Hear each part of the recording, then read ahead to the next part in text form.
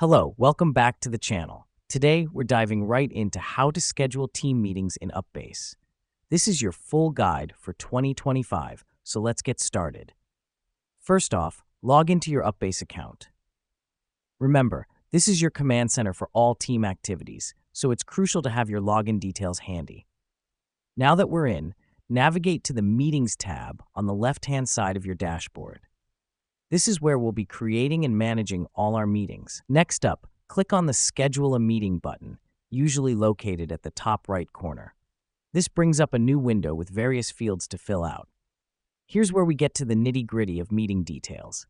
Fill in the meeting title, date, time, and duration. Make sure the title is clear and concise so team members know what to expect. The reason we do this is to keep everyone in the loop and ensure they prepare accordingly. After that, you'll see a section for adding participants. Type in the names or email addresses of your team members.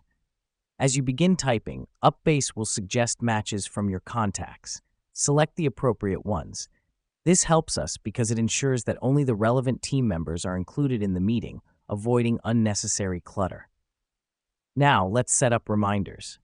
At the bottom of the scheduling window, you'll find a Reminders field. You can select when and how often these reminders will be sent out.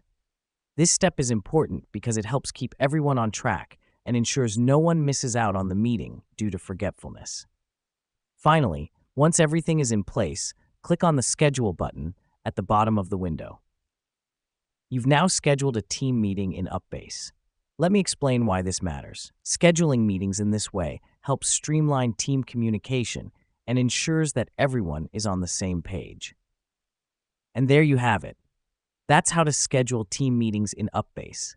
It's a straightforward process, but one that can make a world of difference in managing your team's time and productivity. Thank you for joining us today, and we'll see you in the next tutorial.